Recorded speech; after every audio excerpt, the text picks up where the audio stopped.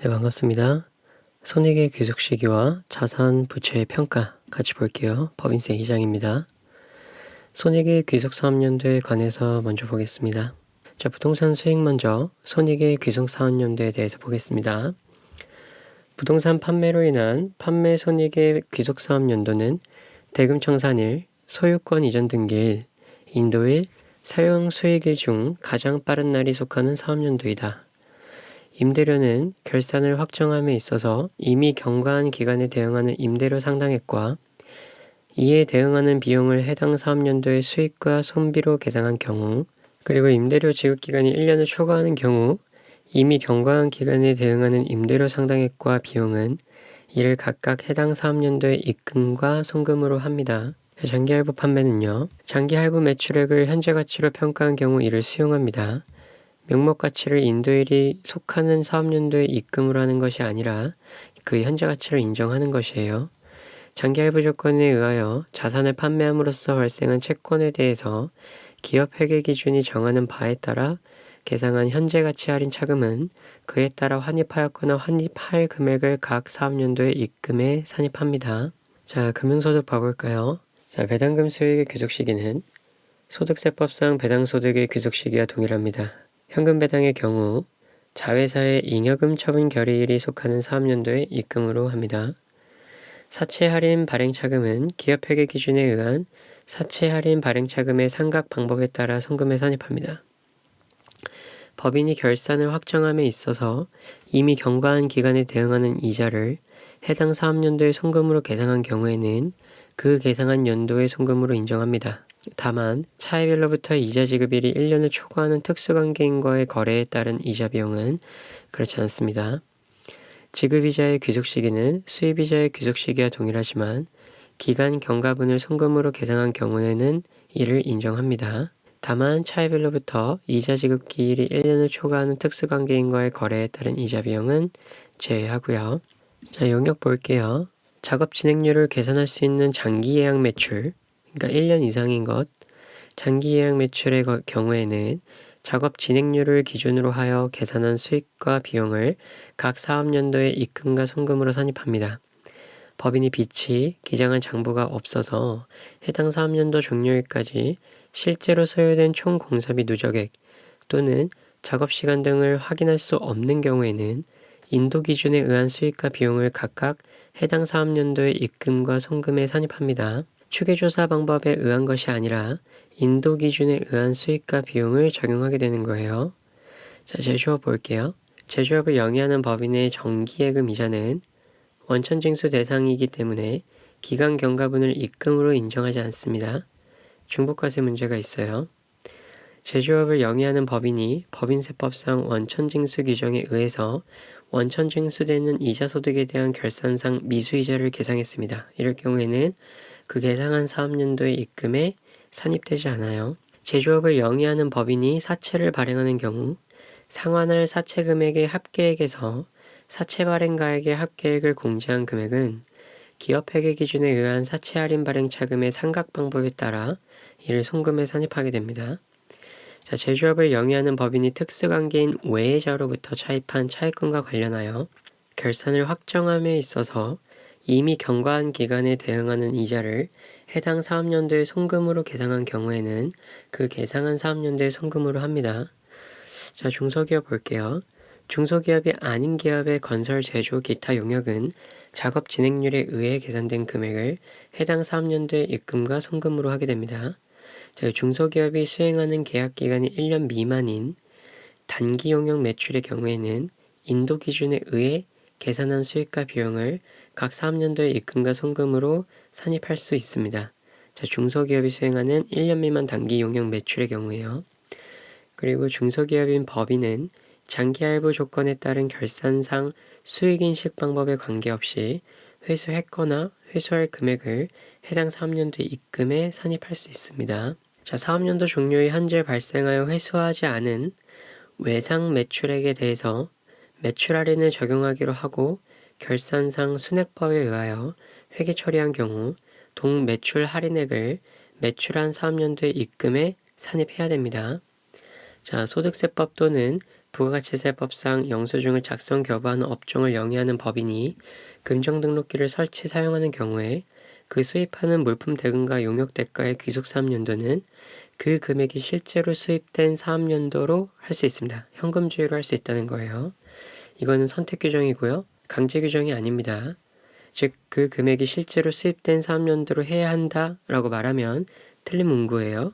선택 규정이기 때문이에요. 다음으로 넘어갈게요. 자, 세무조정 각 사례를 보고서 한번 보겠습니다. 자, 20년 11월 외상 판매분 200만원 중에서 21년 1월에 3만원의 매출 할인이 발생했고 회사는 이 금액을 21년 매출액에서 차감한 경우 법인세법은 매출 할인에 대해서 약정행한 지급기일이 속하는 사업연도의 매출액에서 차감한다고 규정하고 있으므로 21년도에 따로 세무조정은 없습니다. 자, 위에 이 문구랑 헷갈리시면 안 됩니다. 여기 위에서 순액법에 의하여 회계 처리한 경우 동매출 할인액을 매출한 사업연도에 입금해 산입해야 한다라고 되어 있는 거고요. 지금 밑에 여기 나와 있는 건 총액법으로 했으니까 따로 세무조정이 없는 겁니다. 21년 11월 초에 임대기간 2년의 임대계약을 체결하고 매월 임대료를 2월 1일에 수령하기로 했습니다. 회사는 약정에 따라 12월 1일에 수령한 11월분 임대료를 수익으로 계상했으나 12월분 임대료 수익과 관련하여 아무런 회계 처리를 하지 않았네요. 자, 임대료 지급 기간이 1년 이하인 경우 임대료 수익의 귀속 시기는 약정일이 원칙이므로 따로 세무조정하지 않습니다. 자, 이거 한번 같이 해볼게요. 자, 임대료 원칙은 받기로 한 날입니다. 또는 실제로 받은 날이고요. 법인세법에서요. 근데 기업회계는 발생주의로 하죠. 기간경과분 임대수익을 인식해요. 하지만 법인세법은 받기로 한 날 또는 실제로 받은 날을 인식합니다. 특례가 있는데요. 기간경과분을 임대수익으로 계상한 경우에는 이를 인정합니다. 그러니까 발생주의를 수용한다는 거예요. 그리고 임대료 지급기간이 1년을 초과하는 경우에는 기급경과분을 임대수익으로 인식합니다. 이거는 발생주의 강제하는 겁니다. 임대료 지급기간이 1년을 초과하는 경우에요. 그 기간경과분을 임대수익으로 인식하는 겁니다. 자, 대표이사에게 업무무관 자금을 대여하면서 이자 지급기간과 이자율을 정하여 매월 말 이자를 수령하기로 약정했으나 12월분 이자가 미입금돼서 미수이자로 계상했습니다. 법인은 무차입 경영을 하고 있고요. 자, 법인세법상 이자 수익의 귀속 시기는 소득세법상 이자 소득의 귀속 시기랑 같습니다. 소득세법상 비영업 대금의 이익은 약정일하고 수령일 중 빠른 날을 귀속 시기로 하고 있으므로 회사가 미수이자 계상에 대해서 세무조정할 필요는 없습니다. 자, 21년 5월에 공사기간 3년의 공사계약을 체결하고 회사는 투입량 기준에 의한 공사진행률 15%를 적용해서 진행기준에 의해 공사 수익과 공사 원가를 인식했습니다. 단 원가 기준에 따른 공사 진행률은 10%이다 라고 되어 있네요. 진행률 산정 방법은 기업회계 기준, 자, 원가 기준법이랑 투입량 기준법, 산출량 기준법이 있습니다. 이거 모두 인정합니다. 자, 기업 회계 기준과 법인세법 차이가 없으므로 따로 세무조정할 필요 없습니다. 22년 3월이 만기인 주가 지수 선물 계약에서 발생한 7,700만 원의 평가이익을 수익으로 계상했습니다. 자, 파생상품 거래로 인한 손익의 귀속 시기는 계약이 만료되어 해당 입금과 송금이 확정될 때로 합니다. 따라서 22년의 입금에 해당합니다. 수익으로 계상한 금액은 입금 불산입해야 합니다. 자, 넘어갈게요. 두 번째 사례 봐볼까요? 자, 법인 중소기업 아니고요. 할부 판매 거래했네요. 그리고 실제 대금 회수액을 매출로 계상했다고 합니다. 자, 모든 할부 판매는 인도일이 속하는 달부터 매달 말일에 1천만 원씩 회수하도록 계약되며 매출원가는 매출의 80%라고 되어 있습니다. 거래 한번 볼게요. 자, 거래 1번. 자, 제품 인도일 2020년 7월 1일입니다. 그리고 총 판매 대금은 1억 원이었고요. 할부 기간은 10개월이었습니다. 20년 대금 회수액은 5천만 원이었고 21년 대금 회수액은 5천만 원이었네요. 그럼 거래 1번 보면요. 장부상 매출액은 5천만 원 계상되어 있을 겁니다. 하지만 21년도에 세법상 매출액은 0원입니다.